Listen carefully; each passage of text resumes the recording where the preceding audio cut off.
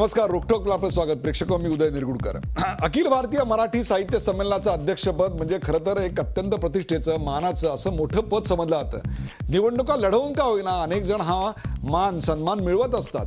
15 ते 18 जानेवारीला पिंपरी चिंचवडमध्ये पुण्याजवळ हे अखिल भारतीय मराठी साहित्य संमेलन 89वा होणार आहे आणि त्या साहित्य संमेलनाच्या अध्यक्षपदी डॉक्टर श्रीपाल सबनीस निवडून आलेले आहेत. अशा मानाच्या पदावर येत्या आठवड्याभरात बसणारे सबनीस सध्या काय करतात असा प्रश्न तुम्हाला आहे, तसंच तो मलाही आज दिवसभर पडला होता.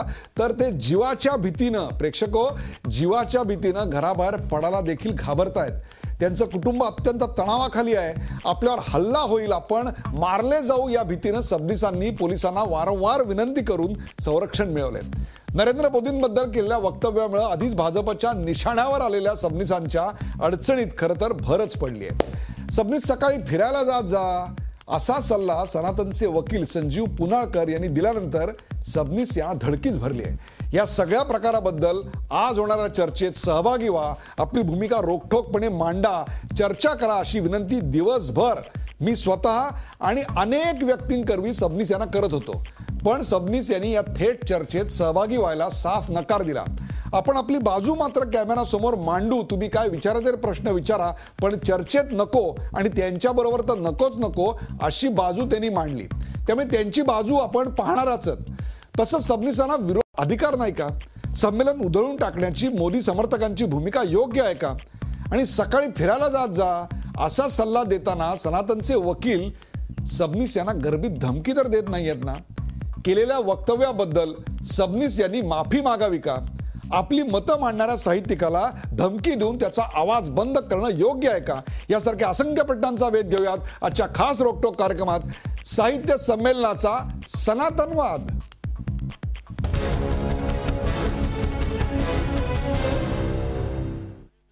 साहित्य संमेलनाचा सनातनवाद. सुरुवातीला पाहूया या विषयावरचा एक खास रिपोर्ट.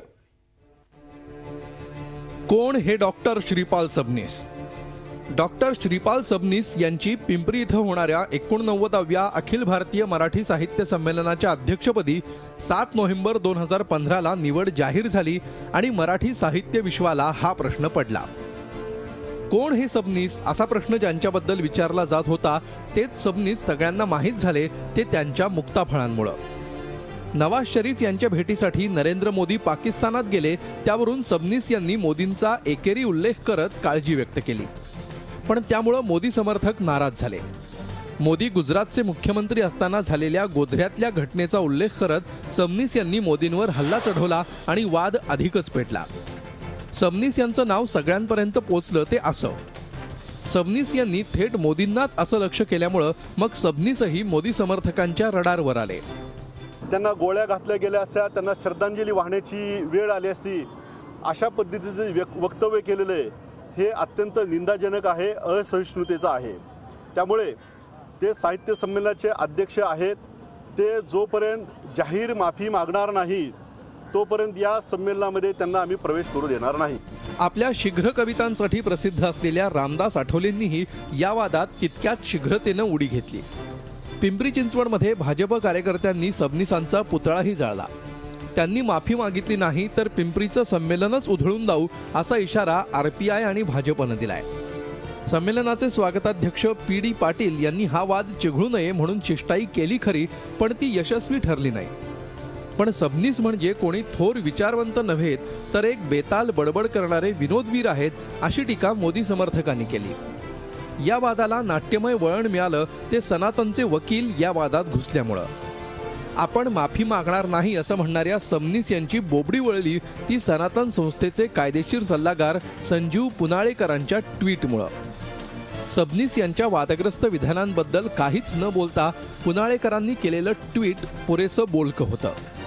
पुनाळेकरांनी सबनीस यांना मॉर्निंग वॉकला जात चला असा सल्ला दिला ट्विटरद्वारे. त्यातला गर्भित अर्थ लक्षात आल्यानं मग सबनीस यांचं जणू अवसानच गळून पडलं. किती दाभोळकर पाहिजेत, किती पानसरे या भूमीला आणि या इतिहासाला त्यांचं रक्त पाहिजे आहे. त्या रक्ताच्या सड्यामध्ये श्रीपाल सबनीस या व्यक्तीचे तुम्हाला रक्त पाहिजे का? माझ्या डोळ्यातलं पाणी हे माझी मर्यादा किंवा मी माझ्या घाबरल्याचं लक्षण आपण कृपया मानू नये. माझी सत्यावरची निष्ठा अगाध आहे. सबनीसांवरून अखिल भारतीय साहित्य संमेलनाच्या अध्यक्षपदाची उंची मोजत असाल तर जरा थांबा. एकेकाळी अखिल भारतीय मराठी साहित्य संमेलनाच्या अध्यक्षपदी बसलेल्या व्यक्तींनी बाणेदारपणा म्हणजे काय हे दाखवून दिलंय. 1975 मध्ये भर आणीबाणीत पार पडलेल्या कराड साहित्य संमेलनात रणरागिणी दुर्गा भागवतांनी बाणेदारपणा दाखवला होता. राजकारणी व्यासपीठावर नव्हे तर साहित्य रसिकांमध्ये बसले होते. 1999 मध्ये मुंबईत पार पडलेल्या साहित्य संमेलनात संमेलनाध्यक्ष वसंत बापट यांनी साहित्यिकांची संभावना बैल अशी करणाऱ्या शिवसेना प्रमुख बाळासाहेब ठाकरेंना जाब विचारण्याचं धाडस दाखवलं होतं. पण सबनीस यांनी अगदीच निराश होण्याचं कारण नाही. संत सूर्य तुकाराम या कादंबरीवरून वाद झाल्यानंतर 2009 मध्ये आनंद यादवांनाही बाणेदारपणा दाखवता आला नव्हता. विरोधामुळे तर त्यांना संमेलनाच्या अध्यक्षपदाची सूत्रही स्वीकारता आली नव्हती. 2009ला महाबळेश्वरमध्ये जे आनंद यादवांचं झालं तेच 2016 मध्ये 15 जानेवारीला श्रीपाल सबनीस यांचं तर होणार नाही ना, याचीच चर्चा आता साहित्य वर्तुळात रंगली आहे. Bureau report, Zee media. साहित्य संमेलनाचा सनातनवाद या विषयावरचा हा रिपोर्ट पण पाहिला आणि त्याची चर्चा करण्यासाठी आपण नामवंतांना आमंत्रित केलेलं आपल्या सोबत आहेत ॲडव्होकेट संजीव पुनाळेकर. संजीव पुनाळेकर हे सनातन संस्थेचे वकील आहेत. त्यांचं स्वागत. आपल्याबरोबर आहेत अमर साबळे, भारतीय जनता पक्षाचे राज्यसभेचे खासदार अमर साबळे आपल्याबरोबर आहेत. अमरजी, आपलं या कार्यक्रमात स्वागत. आणि माधवी वैद्य या अखिल भारतीय मराठी साहित्य महामंडळाच्या अध्यक्ष आहेत आणि गेले कित्येक वर्ष साहित्याच्या क्षेत्रामध्ये वावरणाऱ्या अत्यंत महनीय व्यक्ती आहेत. त्यांचंही या कार्यक्रमात स्वागत. प्रेक्षकांनो, मी सांगितलं त्याप्रमाणे आज सकाळपासून मी हसते परहसते स्वतः संपर्कात होतो आणि श्रीपाल सबनीस यांना वारंवार विनंती करत होतो की तुम्ही या कार्यक्रमात या, परंतु ते इतके घाबरलेले होते, त्यांनी स्वतःहून ते सांगितलेलं आहे की मी येऊ शकत नाही. म्हणून त्यांची एक छोटीशी मुलाखतच आम्ही केली. त्यांना काही प्रश्न विचारले, त्याच्या अनुषंगानेच हा कार्यक्रम आपण करणार आहोत. ते आपल्याला दिसतील, परंतु ते प्रत्यक्षपणे आता आपल्या या कार्यक्रमाच्या वेळी इथं उपस्थित नसणार आहेत.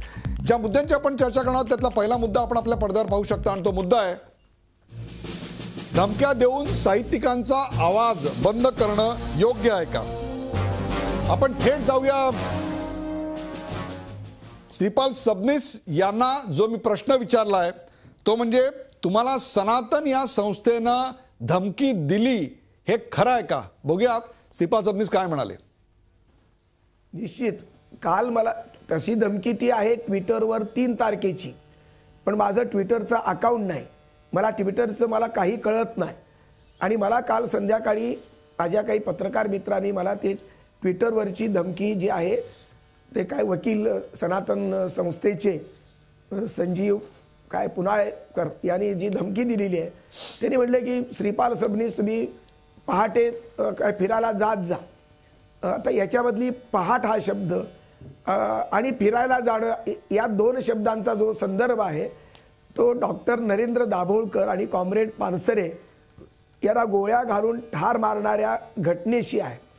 कारण त्या दोन्ही घटना फिरायला गेल्यानंतर झालेल्या आहेत आणि पहाटे फिरायला जा असं म्हणण्याचा जो काही अनाहूत सल्ला अनोळखी माणूस, जो माझा नातेवाईक नाही, माझा मित्र नाही, आणि अनोळखी माणूस जर असा देत असेल तो ट्विटरवरून माझं नाव तिथे जर लिहून देत असेल तर ही अत्यंत धोकादायक अशा प्रकारची गोष्ट आहे. सदरचे ग्रस्त संजीव पुनाळेकर हे वकील आहेत आणि ते हुशार वकील आहेत, पण ते भेकड वकील आहेत असं माझं मत आहे.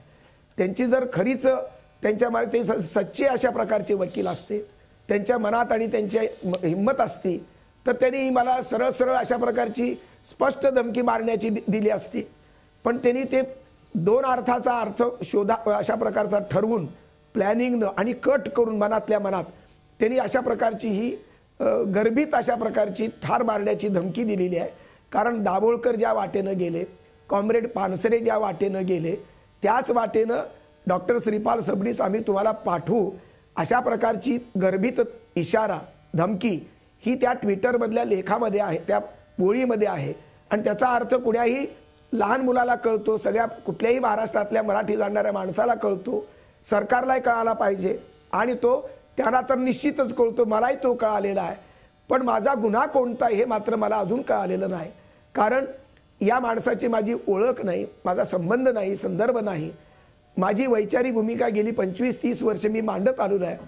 मी केवळ संघर्षवादी नाही, केवळ एक विद्रूप भूमिका घेऊन मी जगणारा माणूस नाही. मी संवाद आणि संघर्ष अशा प्रकारची एक नवीन मांडणी माझ्या लेखनामध्ये केलेली आहे.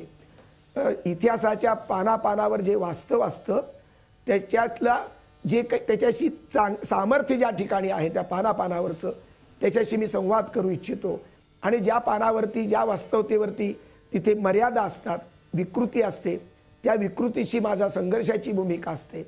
म्हणून ज्या काही उजव्या गटातल्या ज्या चांगल्या गोष्टी आहेत, दीनदयाळ उपाध्यायांचा जो एकात्म मानवतावाद आहे किंवा विवेकानंदांचा जो काही समाजवाद आहे, या सर्व गोष्टीशी माझा संवादाची माझी भूमिका आहे. उजव्या गटामध्येही राष्ट्रभक्त आहेत, राष्ट्रीय भक्तीची भावना आहे, ती नाकारण्याचं कारण मला वाटत नाही. आणि डाव्या गटामध्येही परिवर्तनाच्या खुणा आणि परिवर्तनाचं सामर्थ्य आहे. तसंच उजव्या गटामध्ये काही प्रमाणात निश्चित आहे. तत्वज्ञानाचा दार्शनिक संघर्ष हा दोन्ही गटामध्ये राहीलही कदाचित, पण दोन्ही गटामध्ये माणसं आहेत. दोन्ही गटामध्ये माणसांच्या भूमिका या विशिष्ट प्रामाणिक अशा निष्ठेतून पुढे आलेल्या आहेत. म्हणून माणसाने माणसाचा संवाद करावा अशी माझी ती भूमिका आहे. उजव्या गटातल्या लोकांनी डाव्याना अस्पृश्य ठरवावं आणि डाव्या गटातल्या लोकांनी उजव्याना अस्पृश्य ठरवावं ही भूमिका मला कदापि मान्य होऊ शकत नाही. माणसांचा संवाद माणुसकीच्या भावनेतून मानवतावादाच्या मूल्यात्मक संदर्भात जर होत असेल तर तो केला पाहिजे. अन्यथा महाराष्ट्राची आणि देशाची संस्कृती धर्म आणि जातीच्या मुद्द्यावर जी काही विस्कटलेली आहे, फाटलेली आहे, ती संस्कृती जोडायची केव्हा, कोण जोडणार, असे प्रश्न अजिंड्यावरती काल परवा आणि आजही ते उभे आहेत. हे प्रश्न माझ्या समोर आहेत. या प्रश्नांची उत्तरं देण्याचा प्रयत्न गेली अनेक वर्ष सामर्थ्य आणि मर्यादा आणि संवाद आणि संघर्ष या सूत्रावर आधारलेल्या माझ्या सेक्युलर भूमिकेच्या माध्यमातून मी वैचारिक लेखन केलं. 25-30 वैचारिक ग्रंथ लिहिले, हजारो व्याख्यानं केली. महाराष्ट्रात आणि महाराष्ट्राच्या बाहेर हैदराबाद असो, बडोदा असो, भोपाळ इंदोर असेल, गुलबर्गा असेल, गोवा असेल, अशा बेळगाव असेल, अनेक ठिकाणी या संबंध अशा प्रकारच्या वेगवेगळ्या प्रबोधनात्मक विषयावर मी मांडणी करत आलो. या मांडणीची सूत्र संवाद आणि संघर्ष आहे. हे जे पुनाळे आहेत, पुनाळेकर जे आहेत, यांनी नेमकं माझ्या बाबतीत कोणती त्यांची माझं भूमिका चुकीची आहे हे काही मला त्यांनी कळवलेलं नाही. डायरेक्ट मला अशा प्रकारची थ्रेट दिलेली आहे आणि हा अत्यंत मला मोठा धक्का आहे. आणि म्हणून अशा प्रकारच्या या प्रवृत्तीच्या विरोधात मी कधीही घाबरणार नाही. घाबरणं हे माझ्या स्वभावाचा, माझ्या भूमिकेचा कधीही भाग होऊ शकत नाही. मी ज्या सत्यावर उभा आहे ते माझं सत्य. सॉक्रेटिस, चार्वाक, बुद्ध, महात्मा फुले, महात्मा गांधी, रानडे, आगरकर, आंबेडकर, डॉक्टर आंबेडकर, राणा चव्हाण अशा प्रकारच्या आणि सगळी संत परंपरा, सुधारकांची परंपरा, या परंपरेवरत्या संबंध निष्ठेवरती आणि या भूमिकेच्या पातळीवरती माझी सत्याचे प्रयोग आणि सत्याची भूमिका मी आधारलेली, मी बेतलेली आहे. ते जसं बोलले तसं अनकट मी तुम्हाला दाखवलं. खरं तर याच्यावर टीका टिप्पणी करून त्यांच्याशी चर्चा करता आली असती. ज्याला सत्याचं दर्शन होतं, जो सत्याचे प्रयोग करतो, तो सत्याला असं चॅनलवर जाऊन चर्चेला घाबरतो का असा प्रश्नही मला विचारता आला असता. परंतु आज या चर्चेचा उद्देश कोणाचाही अवमान करायचा नाही. याचा पुढचा जो मी त्यांना प्रश्न विचारला होता की डायरेक्ट थ्रेट तुम्हाला दिलेली आहे असं तुम्ही म्हणता, तुम्ही घाबरत नाही आहात, परंतु तुमच्या घरचं वातावरण बिघडलंय असं तुम्ही म्हणता. नेमकं काय आहे तुमच्या घरचं वातावरण श्रीपाल सबनीस? धमकी आल्यानंतर कुटुंबातली माणसं ही बेचिराख होणं, अगदी उद्ध्वस्त होणं हे स्वाभाविक आहे. माझ्या कुटुंबातली पत्नीला अगोदरच बीपीचा त्रास आहे. माझी मुलगी मुलगा भयभीत आहेत. अशा पातळीवरती त्याचा परिणाम ही कळत न कळत माझ्यावर होणं स्वाभाविक आहे. पण ज्या सत्याची मी कास धरतो आहे, ज्या सत्याचा वारसदार म्हणून मी उभा आहे, ते सत्य लेचं पेचं राहू नये या दृष्टीनं मी या सत्याचा पुजारी बनत असताना सत्याच्या निष्ठेसाठी, सत्याच्या पेरणीसाठी कुठल्याही प्रकारची तडजोड मी घाबरून करणार नाही. मी घाबरलो तर महाराष्ट्राचं संचित घाबरल्याचा पाप घडेल. हे पाप मी करणार नाही. माझी संस्कृती श्रेष्ठ आहे, माझी सत्यनिष्ठा ही अव्वल आहे आणि ती अत्यंत उच्च दर्जाची आहे. त्यामुळे कुणाच्याही धमक्यांना आणि मरणाच्या भीतीला मी घाबरणार नाही हे निर्भयपणानं सांगणं माझं व्यक्तिशः सत्याचा पुजारी म्हणून माझं कर्तव्य आहे. आपण पाहिलं प्रेक्षक त्यांनी काय उत्तर दिलं आणि आपल्या सोबत आता भाई वैद्य ज्येष्ठ समाजवादी नेते भाई वैद्य देखील या चर्चेत सहभागी होतात. भाई वैद्य आपल्या कार्यक्रमात स्वागत. संजीव पुनाळेकर, श्रीपाल सबनीस यांचं साहित्य आपण वाचलंय? नाही, श्रीपाल सबनीस किंबहुना ते साहित्यिक आहेत ही गोष्ट मला साधारणपणे 1-1.5-2 महिन्यापूर्वी. म्हणजे त्यांची आपली ओळखही नाही, त्यांच्या साहित्यावर तुम्ही प्रेमही करत नाही, रागही करत नाही. मग आतापर्यंत आयुष्यात किती अनोळखी माणसांना तुम्ही मॉर्निंग वॉकला जा असा प्रेमाचा सल्ला दिलात? नाही, ते अनोळखी नाही. त्याचं कारण काय झालं की त्यांना मी ओळखत नाही, वस्तुस्थिती आहे. आणि मी खरंच आता पाहिलं, त्यांचं भाषण सुद्धा पाहिलं, ते आता अनुपस्थितीत आहे, त्यांच्यावर टीका करणं बरोबर होणार नाही. जी संस्कृती मी मानतो त्याला ते धरून नाही. पण मी बघितलं की त्यांनी सगळी नावं घेतली, विवेकानंद, सॉक्रेटिस, पण साहित्य संमेलनाच्या एकाही माजी अध्यक्षांचं त्यांनी नाव घेतलं नाही. कदाचित ती चर्चा त्यांना नको असेल की कोण माजी होते. आता त्यामुळे मी त्यांना ओळखत नाही. प्रश्न असा आहे की त्यांनी अशी मोठी मोठी नावं घेऊन वाद निर्माण केले. त्याच्यानंतर त्यांच्या वादामधले मी त्यांची चर्चा पाहिली, त्यामध्ये ते थेट म्हणत होते की मोदींनी चर्चा करावी. नाही, मी का सांगितलं मी तुम्हाला स्पष्टीकरण देतो की ज्यावेळेला मी त्यांना पाहिलं, त्यांचा चेहरा आता देखील मी पाहिला, माझाही चेहरा कधी रागीट होतो, पण ते ज्या सुरात बोलत होते त्यामुळे मला असं वाटलं की हे एकदम थेट म्हणतात. हे काय खरं म्हणजे मला वाटलं की ते विनोद करतात की मोदींनी बोलावं. हे कोण? श्रीपाल सबनीस, शिरीष कणेकरांनी लेख लिहिला, त्यांना कोणी पाहिलं का म्हणून या अर्थाचा. तर मला त्याच्या आधी मधल्या पसंत नसेल तर जरा झाडाला जाऊ नये, जरा फिरून असं त्याला म्हणतात, त्या अर्थाने म्हटलं जरा मॉर्निंग वॉकला जात चला. आता थट्टा आहे, त्यामुळे या मॉर्निंग वॉकला जात चला. संजीव पुनाळेकर, तुम्ही सनातन संस्थेचे वकील आहात. मॉर्निंग वॉकला गेलेल्या 2 विचारवंतांच्या आपल्याकडे हत्या झाल्या आणि एकाची कर्नाटकात हत्या झाली, याची आपल्याला जाणीव आहे?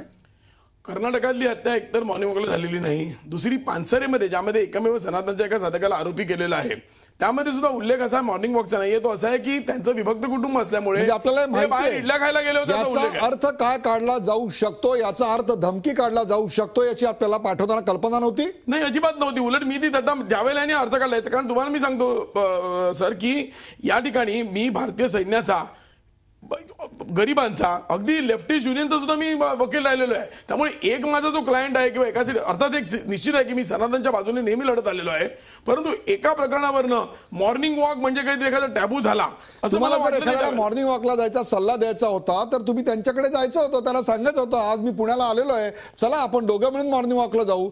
ज्या संस्थेवर मॉर्निंग वॉकला गेलेल्या माणसाला मारल्याचा आरोप आहे, त्यांच्या साधकांना अटक झालेली आहे, अशा संस्थेच्या एका माणसाने ज्यांनी वकील पत्र घेतलेलं आहे, त्यांनी एका नियोजित संमेलनाच्या नियोजित अध्यक्षाला मॉर्निंग वॉकला जा हे प्रेमाने दिलेले सल्ले आहेत. नाही, प्रत्यक्ष भेटीचं म्हणाल तर 15 जानेवारीला आहे संमेलन, मी जातोय पुण्याला, तिथं त्यांना भेटीन, माझी काहीच हरकत नाही. म्हणजे मला त्यावेळेला माहित नव्हतं की हे प्रकरण एवढं होईल आणि त्यानंतर माझ्याकडून मागणी केली की ते मी मागे घ्यावं. आता असं आहे की धमक्या देणे हा कायद्यानं गुन्हा आहे, याची आपल्याला जाणीव आहे निश्चित. परंतु मला एवढंच म्हणायचं आहे की मला जे म्हणायचं होतं ते माझ्या मनातलं आहे. ज्यांना त्याचा अर्थ लावायचा असेल तर या क्षणी असं घडलेलं आहे. मला सांगा त्यांचा गुन्हा काय हो?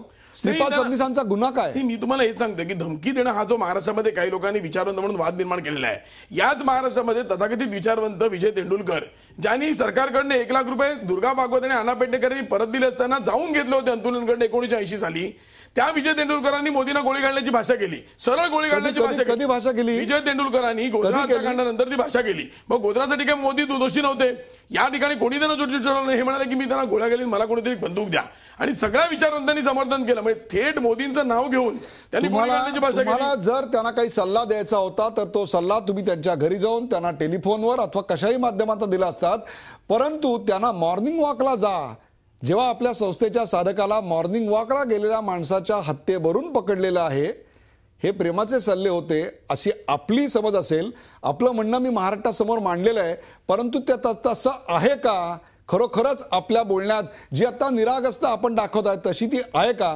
भाई वैद्य आपल्या बरोबर. भाई वैद्य, एक प्रकारे वरवर साधी वाटणारी तशी शुभेच्छा होत्या की मॉर्निंग वॉकला फिरायला जा, खरोखरच तसं वाटतंय का?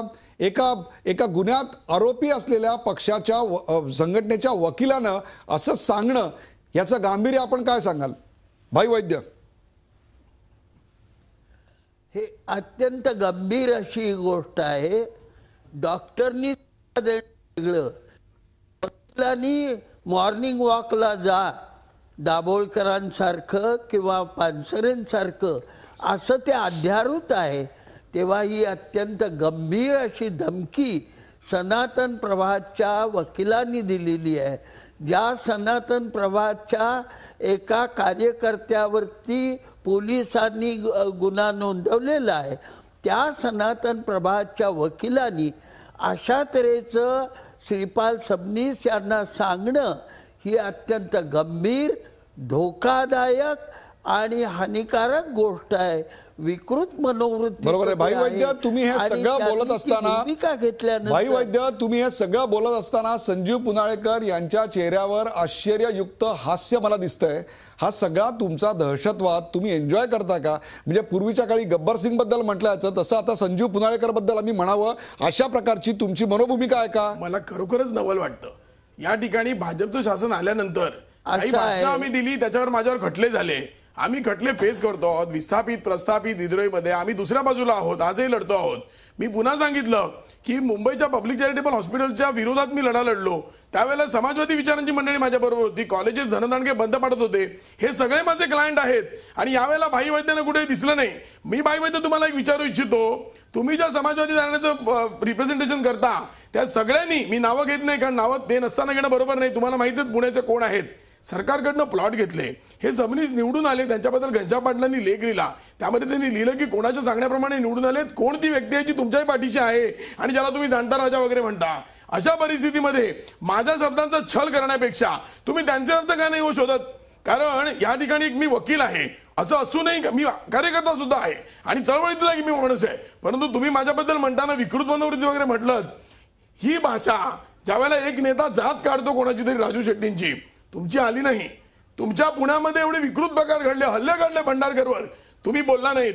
2 हत्या झाल्या पानसरे, दाभोळकर आणि गांधी फॅमिली असेल, बाकी सगळे कार्यकर्ते जे भाषण देतात, पत्रकार परिषदेत जातात, जेवढे मारले गेले, सगळे संघाचे कार्यकर्ते, हजारभर लोक मारले गेले. किती आहेत समाजवादी? तुमचा एकदा आवाज आलेला नाहीये. ही विकृती भाई वैद्य तुम्हाला समाजवाद्यांची आहे आणि या विकृतीतून तुम्ही असा विचार करता. मला तुमचा एक ट्विट बद्दल, त्यांच्या घरात जो प्रसंग ओढवलाय त्याच्याबद्दल तुम्हाला असं विचारायचं आहे की या ठिकाणी आज श्रीपाल सबनीस होते, कर्मधर्म संयोगानं श्रीपाल सबनीसच होते.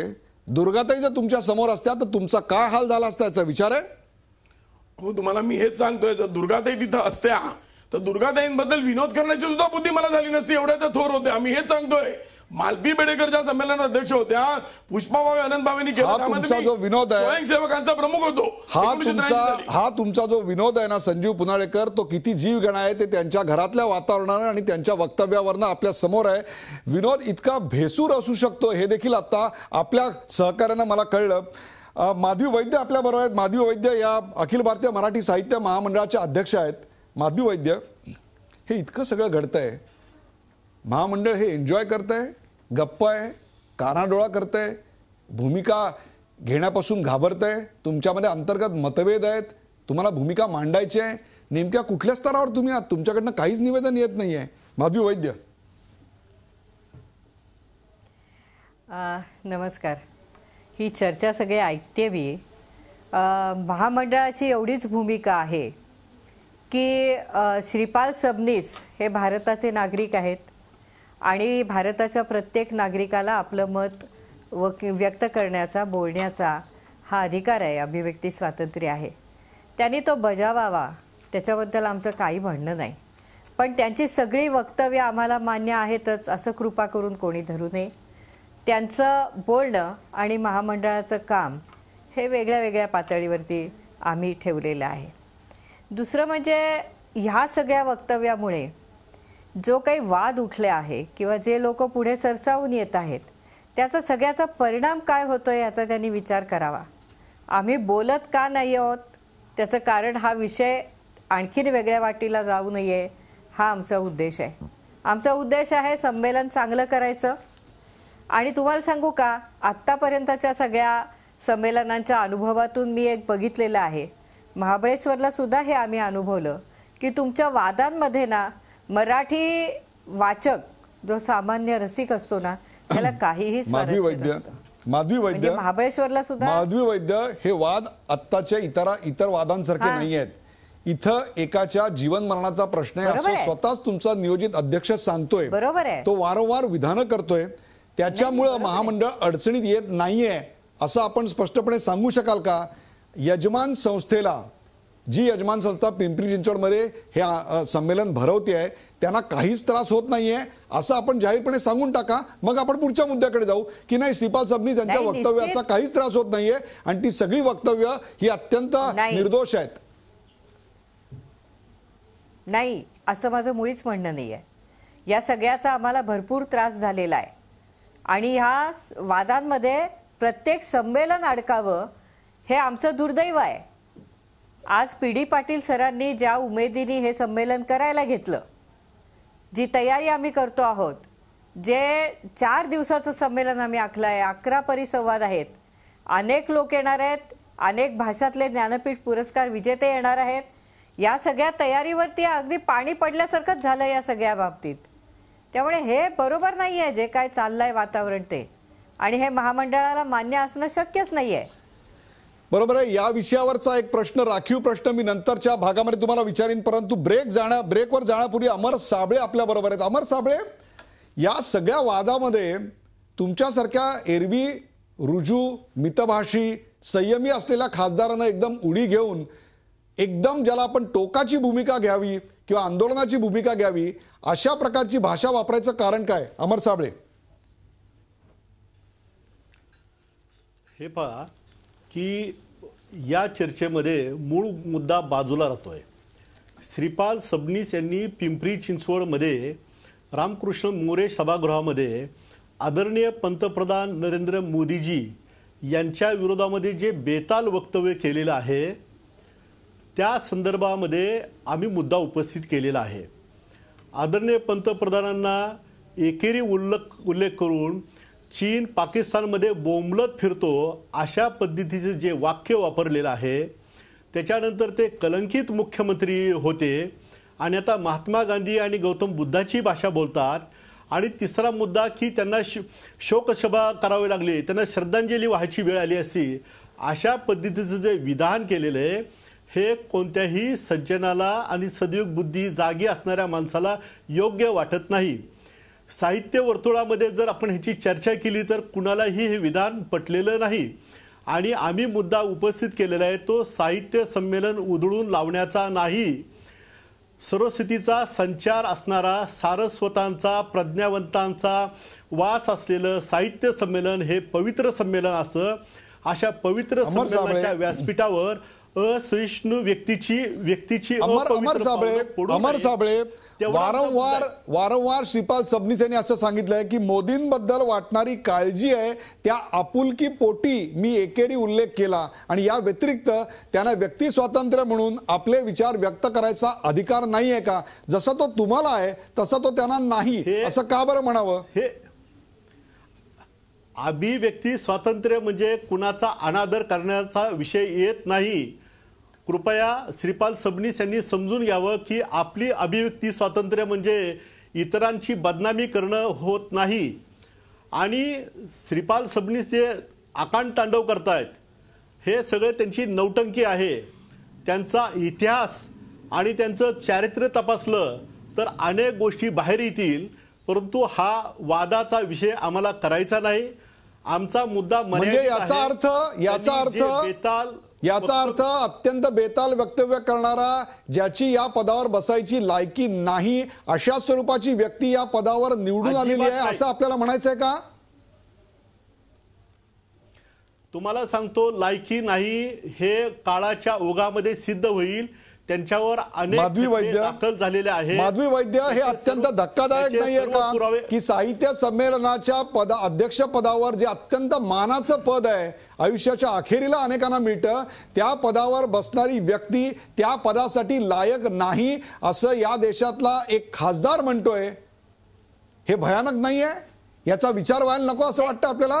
अखिल भारतीय महामंडळाची जी 14-15 तारखेला 4-8 दिवसांनी बैठक होणार आहे त्याच्यात याविषयी चर्चा होणार नाही? नाही, खासदार म्हणतायत ते त्याची छाननी नंतर होईल. पण हे सबनीस जे संमेलनाध्यक्ष झालेले आहेत ते निवडणुकीच्या प्रक्रियेतून झालेले आहेत, ते निवडून आलेले आहेत, त्यांनी जास्ती मतं मिळवलेली आहेत. तेव्हा निवडणुकीतून जो निवडून येतो तो संमेलनाध्यक्ष होणार. याच्याबाबत काय गैर आहे, ही जर प्रक्रिया आम्ही जर ठेवलेली आहे महामंडळाची, चर्चा अशीच चालू राहणार आहे. वेळ का ब्रेकची झालेली आहे. ब्रेक नंतर आपण चर्चा चालूच ठेवूया. कुठे जाऊ नका, पाहत राहा झी24 आपण पाहताय साहित्य संमेलनाचा सनातनवाद.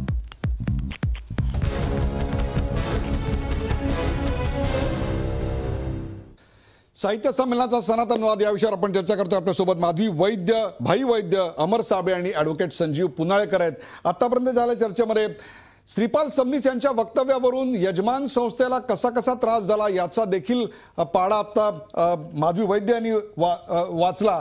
तर अजून बरंच काही यांच्याबद्दल बोलायचं शिल्लक आहे. यांची लायकी नाही अशी स्पष्ट भूमिका या ठिकाणी अमर साबळे यांनी घेतलेली आहे. माधवी वैद्य, या वक्तव्यामुळं संमेलनाची प्रतिमा डागाळली गेली असं वाटत नाही का? संमेलनाच्या नियोजित अध्यक्षानं अत्यंत जबाबदारीनं बोललं पाहिजे असं नाही वाटत आपल्याला? नक्कीच वाटतं. आतापर्यंत अनेक संमेलनाध्यक्ष होऊन गेले, दिग्गज होऊन गेलेले आहेत. त्यांची नावं आठवा तुम्ही. मी एक उदाहरण सांगते तुम्हाला. आणीबाणीच्या दिवसात पुलंनी जी भूमिका बजावली साहित्यिक म्हणून, ती किती गौरवास्पद होती. दुर्गाबाईंनी जी भूमिका मांडली ती, यशवंतराव खाली बसले होते हो, दुर्गाबाईंनी किती चोख भूमिका मांडली. आपली चोख भूमिका मांडायला काहीच हरकत नाही. अगदी बरोबर आहे. मला असं इतकंच म्हणायचं आहे की त्या संमेलनाध्यक्ष पदावरती आता तुम्ही आरूढ झालेले आहात. तुम्हाला लोकांनी निवडून दिलेलं आहे. तेव्हा प्रत्येक संमेलनाध्यक्ष, मी काही सबनीसांचं एकट्यांचंच म्हणत नाहीये, पुढे अनेक असे प्रसंग येऊ शकतील, त्या सगळ्याच्यासाठी मी आता म्हणून ठेवते असं की प्रत्येक संमेलनाध्यक्षांनी आपली उंची आणि येणाऱ्या गोष्टीच्या भवितव्यातल्या गोष्टी, इतर सगळं वास्तवाचं ठेवून भूमिका मांडली पाहिजे. बरोबर आहे. माधवी वैद्य, त्यांनी दिलगिरी व्यक्त करायला पाहिजे होती, खेद व्यक्त करायला पाहिजे होता, माफी मागायला पाहिजे होती, असं नाही वाटत आपल्याला? एक साधी गोष्ट सांगते निरगुडकर तुम्हाला. एक साधं असतं की जर तुमचा तो बाज असेल बोलण्याचा, ठीक आहे. जर तुमची ती पद्धत असेल अरे तुरे म्हणण्याची, ठीक आहे. पण तुम्ही एवढं तर म्हणू शकता की बाबा माझा तो बाज आहे बोलण्याचा. जर कोणाची मनं मी दुखवले गेली असतील माझ्यामुळे, तर मी त्याच्याबद्दल दिलगीर आहे. बाज आहे असं म्हटलं तर संजीव पुनाळेकर म्हणतील माझंही तसा ट्विट करायचा बाज आहे. हे कसं काय चालणार? परंतु अत्यंत महत्वाचा मुद्दा त्यांच्या माफीचा आहे आणि जो आता मी चर्चेला घेणार आहोत, आपल्या पडद्यावर पाहू शकता. आता जो मुद्दा आपण चर्चेला घेणार आहोत तो म्हणजे केलेल्या वक्तव्याबद्दल श्रीपाल सबनीस यांनी माफी मागावी का? श्रीपाल सबनीस यांनी माफी मागावी का? हाच प्रश्न थेट आम्ही श्रीपाल सबनीस यांना विचारला. बघा ते काय म्हणालेत. नरेंद्र मोदी यांनी पंतप्रधान पदावरून जे काम केलं ते अत्यंत ऐतिहासिक स्वरूपाचं आहे असं माझं प्रामाणिक मत आहे. या पंतप्रधानाच्या गौरवापोटी मी भाषणामध्ये एकीर नावाचा उल्लेख जरूर केला. तो मी खेड्यातून आलेला आहे. मराठवाड्यातल्या बोलीभाषेचं माझ्या संस्कार लहानपणापासून, आणि आमच्याकडे देवाला किंवा आईला हे एकीरी नावानं संबोधलं जातं. आणि म्हणून मला असं वाटतं की मी माझ्या नरेंद्र मोदी यांच्या काळजीपोटी, पंतप्रधानाच्या प्रेमापोटी, त्यांच्याबद्दल जी मला डोळस आत्मीयता वाटते त्या आत्मीयतेपोटी मी जाहीरपणे माझ्या भाषणातून बोलता बोलता एकेरी अशा प्रकारचे माझे शब्द गेलेले आहेत. पण मला ते माझ्या प्रेमापोटी जर असतील आणि त्यांचा गौरवापोटी जर ते शब्द सगळे असतील तर त्याच्यामध्ये काही अनुचित असं वाटण्याचं कारण नाही. जी नवीन अशा प्रकारची जी पुणे मुंबईची जी कल्चर आहे ती थोडंसं वेगळ्या प्रकारच्या भाषेचा लहेजा असतो. त्यामुळे मराठवाड्याची बोली आणि एकेरी नावानं त्यांना संबोधणं जरा त्यांना योग्य वाटलं नसेल तर त्यांचा तो स्वातंत्र्याचा भाग आहे. त्यांना न आवडू शकतं. त्यासाठी त्यांनी मला दोष दिला तरी तो दोष स्वीकारायला मला हरकत नाही. तो एक मतभेदाचा मुद्दा असेल. पण माझी भूमिका, माझं म्हणणं, माझा कंटेंट आणि ज्या भाषेत मी आविष्कार केला तो माझा आविष्कार, बोलीभाषेचा आविष्कार, माझ्यावरचे संस्कार, माझं देवाला अरे देवा म्हणणं, माझं आईला आई अगं आई म्हणणं, किंवा दुसरा एक मुद्दा आहे याच्यामध्ये, पंतप्रधान मोदी आणि अमेरिकेचे राष्ट्राध्यक्ष बराक ओबामा भारतात आल्यावर आपल्याला सगळ्याला माहीत असेल की त्यावेळेस बराक असं एकेरी नावानं नरेंद्र मोदी सुद्धा आत्मीयतेच्या आणि जिव्हाळ्याच्या पोटी बराक ओबामाच्या संदर्भात ते बोलत होते. मग पंतप्रधान नरेंद्र मोदी बराक ओबामांना एकेरी नावानं बराक म्हणून जर संबोधित होते तर मग ही जी मंडळी आहेत माझ्यावर जे आक्षेप घेत आहेत भाषेच्या संदर्भात, एकेरी भाषेच्या संदर्भात, त्यांना माझी ही भाषा खटकण्याचं कारण मला वाटत नाही. त्यांनी माझी बोली भाषा समजून घ्यायचा प्रयत्न करावा, नंबर 1. आणि नंबर 2, नरेंद्र मोदीचं मी गौरव केला की नाही, तो गेले 3 वर्ष करतोय की नाही याची लेखी पुरावे किसरीमच्या अंकात आहेत आणि माझ्या भाषणात सुद्धा आहेत. मी नरेंद्र मोदीच्या जीवाच्या काळजीच्या चिंतेपोटी मी बोललेलो आहे. ही बाब आपण लक्षात घ्यावी असं मला प्रामाणिकपणे वाटतं. एक आणखीन प्रश्न आहे, तुम्ही आता जे उल्लेख केलाय ते स्पष्टीकरण कितपत पटण्याजोगं आहे महाराष्ट्र ठरवेल, परंतु साहित्य संमेलनाच्या अध्यक्षांनी दुर्गा भागवतांचा आदर्श डोळ्यासमोर ठेवून कशालाही न घाबरता, कशाच्याही दबावाला न भिता आपले अध्यक्षीय विचार मांडले पाहिजेत, याच्याशी तुम्ही सहमत आहात का? तुम्ही तसे विचार मांडणार आहात संमेलनात? साहित्य संमेलनाच्या अध्यक्षांनीच अशा प्रकारचं अभिव्यक्ती स्वातंत्र्य हे करावं असं नाही. देशातल्या प्रत्येक स्वतंत्र नागरिकानं राज्यघटनेचा आदर राखून आणि राज्यघटनेच्या विहित तरतुदीनुसार स्वतःचे विचार मुक्तपणानं पण या घटनेच्या चौकटीमध्ये त्याने अभिव्यक्त केले पाहिजेत. हा इथला शिरस्ता आहे, आपली परंपरा आहे. आणि असं जर आपण केलो तरच आपण भारताचे स्वतंत्र नागरिक म्हणून राज्यघटना पेलण्यासाठी आपण योग्यतेच्या ठरू शकू. भारतीय स्वतंत्र नागरिकाचं कर्तव्य बजावणं हे प्रत्येक नागरिकाचं कर्तव्य आहे. मी तर लोकशाही मार्गानं भारतीय लोकशाहीच्या संदर्भामध्ये निवडणूक जिंकून मी या अखिल भारतीय साहित्य संमेलनाचा अध्यक्ष झालेलो आहे. अशा अध्यक्षांनी अभिव्यक्ती स्वातंत्र्याची भूमिका बजावताना स्वतःचे विचार मुक्तपणे व्यासपीठावरनं अखिल भारतीय पातळीवरती मांडणं हे माझं परम कर्तव्य आहे, आद्य कर्तव्य आहे. आणि हे कर्तव्य बजावताना मला 1 नव्हे 10 नव्हे 100 गोळ्या जरी मला माझ्या छाताडावर आल्या तरी त्याबद्दल मला कुठलीही मी त्या बाबतीमध्ये दुःख व्यक्त करणार नाही आणि अशा प्रकारच्या कुठल्याही दहशतवादाला मी बळी पडणार नाही. मी माझ्या सत्यापासून ढळणार नाही, मी तडजोड करणार नाही.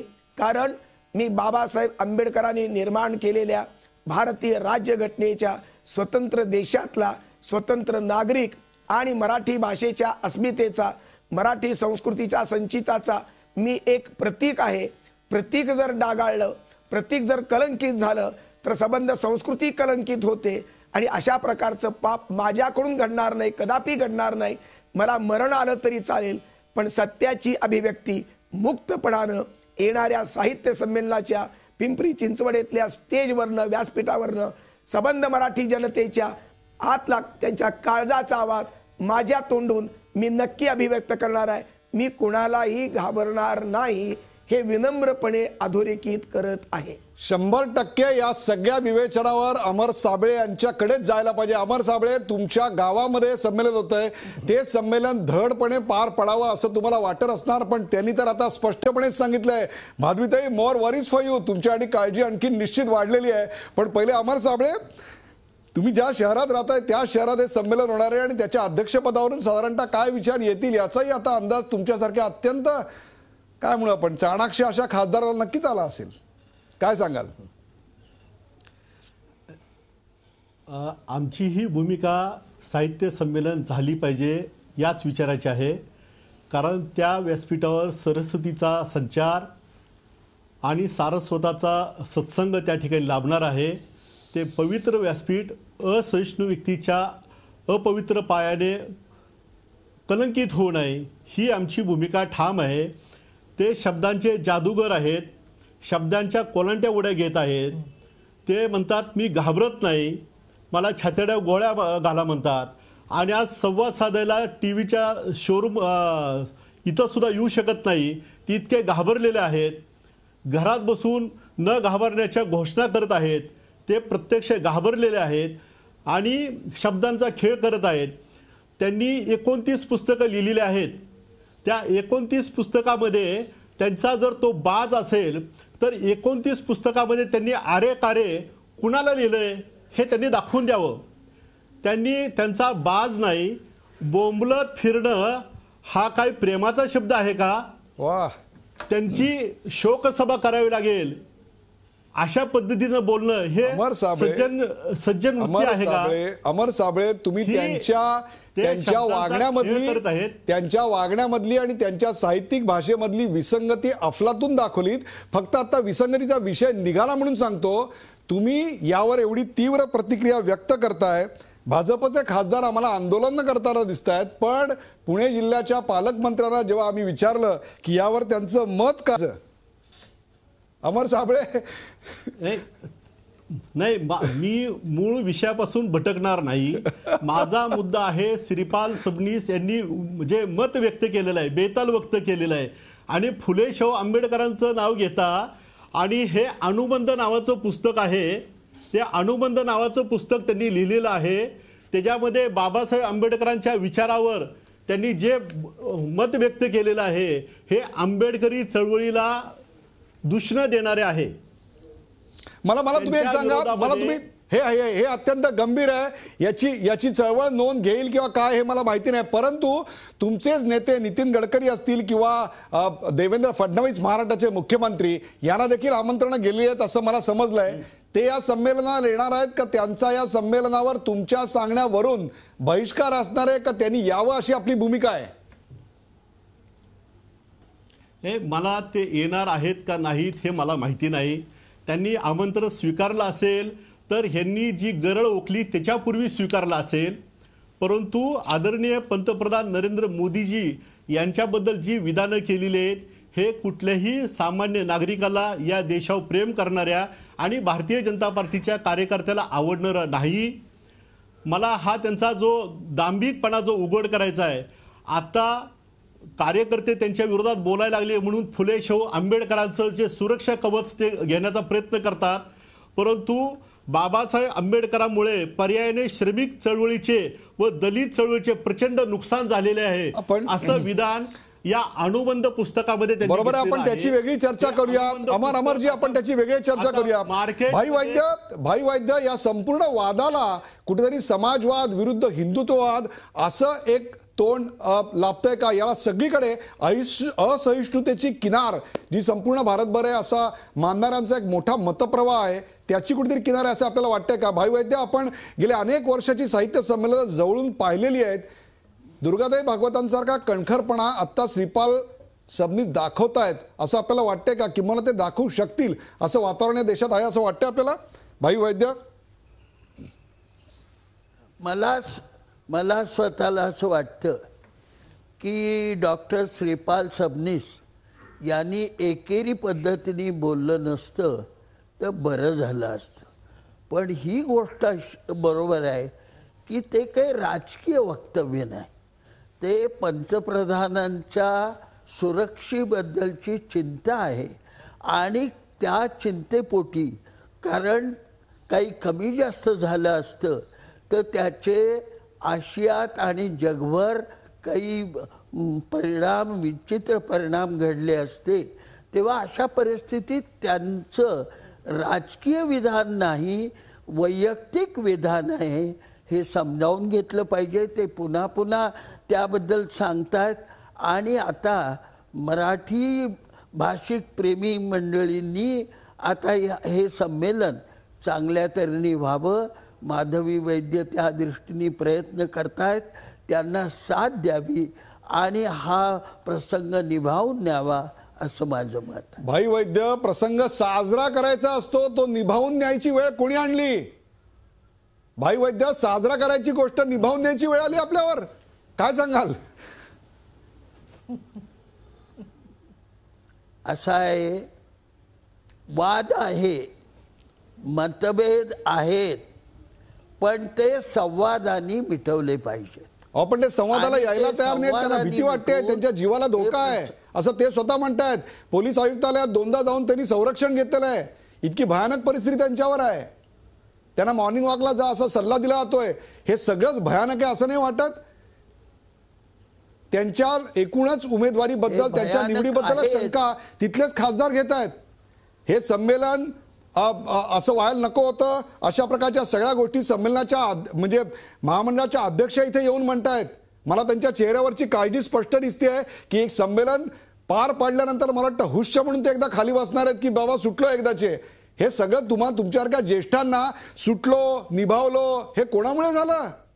हा आमच्यासारख्या तुमच्यापेक्षा 25-30 वर्षांनी लहान असताना सवाल पडलेला आहे. भाई वैद्य, हे चाललंय काय? साहित्य संमेलनाच्या निवडणुकांचे वाद मी समजू शकतो, परंतु निवडून आलेल्या माणसांच्या कुवतीचे असे वाद काय सांगाल भाई वैद्य?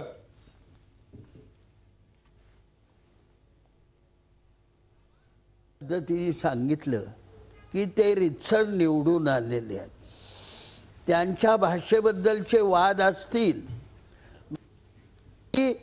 त्यांच्या एकेरी संबोधनाबद्दल सांगितलं की ते योग्य नाही. परंतु मला असं वाटतं की आता ह्या वादावरती पडदा पाडला पाहिजे. असहिष्णुतेचं वातावरण हे आता बंद केलं पाहिजे आणि हे पिंपरी चिंचवडचं या परिसरातलं हे संमेलन यशस्वी करण्यासाठी प्रयत्न केला पाहिजे. ही माधवी वैद्यांची भूमिका अत्यंत संयुक्त. अगदी बरोबर आहे. एक कार्यक्रमाच्या वेळेची मर्यादा लक्षात घेता भाई वैद्य, अन्यथा आपल्याला काय ज्येष्ठाला थांबवण्याची माझी मुळीच इच्छा किंवा प्राज्ञा नाही. मला तुम्ही एक सांगा, आज हा कार्यक्रम कदाचित श्रीपाल सबनीस आणि त्यांच्या पत्नी देखील बघत असतील. त्यांच्या घरातलं वातावरण काय हे त्यांनीच त्यांच्या तोंडाने सांगितलेलं आहे. त्यांना मुक्तपणे त्यांचे विचार अध्यक्षीय डायसवरनं तुम्ही मांडून द्याल? त्यांच्या जीवाला काही धोका नाही असं स्पष्टपणे सांगाल? कालच्या दिवशी मी त्यांना एका चर्चेत स्पष्टपणे, मी 2च मिनिटं घेतो, मी स्पष्टपणे सांगितलं की मी शपथपूर्वक सांगतो की त्यांच्या जीवाला धोका किंवा असा कधी माझ्या मनात कधी विचार आला नाही. आता मी दुसऱ्या 2 गोष्टी सांगू इच्छितो की भाई वैद्य काय किंवा कुमार सप्तर्षी हे आमचे तरुण वयातले 30 वर्षापूर्वी नेते होते आणि त्यांच्याबद्दल आता त्यांना त्रास देखील होतोय बोलताना. पण मला एक वाईट वाटतं की हे सगळं सुरू कुठं झालं आपण बघायला पाहिजे. ज्या वेळेला भाई वैद्य, मला आठवतं की पुबा भावेंचं साहित्य संमेलन तुम्हा लोकांनी उधळलं होतं पुण्यात. परंतु मला सांगायचं इतिहासाबद्दल दुसरी एकच गोष्ट सांगतो, जसं पुवा भावांचा काळात तसं खरातांचं साहित्य संमेलन त्याच्यानंतर उधळलं होतं. ती परंपरा आपण त्या सगळ्याची वेगळी चर्चा करूया. एकच मुद्दा, कार्यक्रमाचा वेळेची मर्यादा लक्षात घेता एक अत्यंत शेवटचा प्रश्न. माधवी वैद्य आहे ना, माधवी वैद्य अध्यक्ष, नियोजित अध्यक्षाला परत बोलवायची आपल्याकडे काही प्रथा आहे का, किंवा तशी प्रथा असावी असं आत्ता तुमच्या मनात तरी आलंय की नाही? एवढं फक्त महाराष्ट्राला सांगा. बोलवा असं मुळीच म्हणत नाहीये, पण आलं की नाही एवढं फक्त सांगा. नाही, एक मात्र आलं बरं का निरगुडकरजी, की साहित्य संमेलनाच्या अध्यक्षांनी साहित्याबद्दल जास्ती टिप्पणी करणं हे आवश्यक वाटतं मला. त्यांनी राजकारणामध्ये घुसायचं काही कारण आहे का, हा प्रश्न मात्र माझ्या मनात सारखा आला. दुर्गाबाईंनी जे म्हटलं होतं की राजकारण्यांनी व्यासपीठावर येऊ नये, परंतु दुर्गाबाईंचं म्हणणं हे किती खरं आहे की साहित्यिकांनी, साहित्य संमेलनाच्या अध्यक्षांनी कैवार घ्यायचा आहे तो साहित्याचा आणि साहित्य संस्कृतीचा, एकंदर साहित्यिक कुटुंबांचा कैवार घ्यायचा आहे. आणि हे कोणी संमेलन, मला तुम्हाला प्रश्न विचारायचा आहे, अत्यंत छोटा आहे. अनेक ठराव केले जातात अखिल भारतीय मराठी साहित्य संमेलनात. अध्यक्षाला अशा प्रकारे मॉर्निंग वॉकला जा अशी गर्भित धमकी देणाऱ्या सनातन संस्थेचा निषेध करणारा ठराव या साहित्य संमेलनात येणार का? माधवी वैद्य, फक्त हो की नाही सांगा, बाकी काही सांगू नका. एक्सप्लेनेशनची अजिबात गरज नाहीये. नाही, एक्सप्लेनेशन देते ना, असं काय करता हो? एक तुम्हाला सांगू का की कोणालाही जीवाची धमकी देणं हे योग्य नाहीच आहे. कशासाठी जीवाची धमकी द्यायची? त्यांचा निषेध करणार का? निषेधाचा ठराव मांडणार का? साहित्य संमेलनात त्यांच्या निषेधाचा ठराव मांडणार का? ना, निश्चितच अभिव्यक्ती स्वातंत्र्याचा ठराव आम्ही नेहमीच मांडतो. या साहित्य संमेलनात 2 महत्वाच्या गोष्टींचा उलगडा झाला. एक म्हणजे सनातन संस्थेच्या निषेधाचा ठराव मांडला जाईल आणि जे मला आतापर्यंत मी बोलत आहे तसंच मी यापुढे देखील बोलेन. या दोन्ही गोष्टी दोन्ही साईडकडनं आल्या आहेत. तर या संमेलनावर अत्यंत बारकाईनं नजर असलेले अमर साबळे देखील होते, परंतु हा वाद मिटवावा असा एक आर्त विनवणी करणारे आपल्याकडे ऋषितुल्य असलेले भाई वैद्य देखील होते. प्रेक्षको, अखिल भारतीय मराठी साहित्य संमेलनाबाबत आपल्याला टोकाची मतं ऐकायला मिळतात. हे रिकामटेकड्या लोकांचे उद्योग आहेत असं म्हणणारे भरपूर आहेत, तर काहींना साहित्य संमेलन म्हणजे हा सारस्वतांचा मेळा वाटतो, आयुष्याची इतिकर्तव्यता वाटते. मराठी मनामध्ये आनंद निर्माण करणारी ही एक सुखदायक घटना आहे असं काहींना वाटतं. पण श्रीपाल सबनीस त्यांच्या वक्तव्यानंतर जे वाद निर्माण झाले त्यावरून पिंपरी चिंचवड साहित्य संमेलनात वादाच्या ठिणग्या नाही तर वणवा पेटलाय. किंबहुना त्यांच्या भाषणानंतर हा वणवा वादळ वणवा होईल की काय अशी सध्याची आता शंका सध्याची परिस्थिती पाहताना वाटते. कोण आहे श्रीपाल सबनीस अशी एक प्रतिक्रिया सबनीस अध्यक्ष झाले तेव्हा आली होती. आपण नेमके कोण आहोत याचं उत्तर आता सबनीस यांना अध्यक्षीय भाषणाच्या भूमिकेतून द्यावं लागणार आहे. शेवटी दुर्गा भागवत, वसंत बापट, विवा शिरवाडकर, विनायक दामोदर सावरकर, प्रल्हाद केशव आत्रे ज्या अध्यक्षपदाच्या खुर्चीत बसलेले होते त्याच अध्यक्षपदाच्या खुर्चीत आपण बसलोय याचं भान सबनीसांना ठेवावं लागणार आहे. भूमिका मांडताना आपण कोणती भाषा कोणाबद्दल कशी वापरतो हे देखील अध्यक्षाला तपासून पाहायची गरज ती सुद्धा आमच्यासारख्या साहित्या बाहेरच्या माणसांनी गरज आहे सांगावं लागणं हे कशाचं लक्षण आहे प्रेक्षक आपणच ओळखा. पण त्यांचा आवाज भयाचं वातावरण निर्माण करून दाबून टाकणं हे देखील योग्य नव्हे हेही सबनीस यांना विरोध करणाऱ्यांनी लक्षात ठेवावं लागणार आहे. पिंपरी चिंचवड साहित्य संमेलन आता अवघ्या 8 दिवसांवर आलंय. संमेलनाची जय्यत तयारी सुरू झालेली आहे. त्या तयारीवर अर्थात या वादाचं सावट आहे. या वादातून वाट काढत अनेक साहित्यप्रेमी या संमेलनाला येतील. संमेलनावरून परत जाताना सनातन नव्हे तर शाश्वत असं काही साहित्यप्रेमींना मिळेल एवढीच आपण अपेक्षा बाळगूया. या कार्यक्रमात सहभागी झाल्याबद्दल सर्व मान्यवरांचे आभार. ताज्या बातम्यांसाठी पाहत राहा झी24 तास. रहा एक पाऊल पुढे.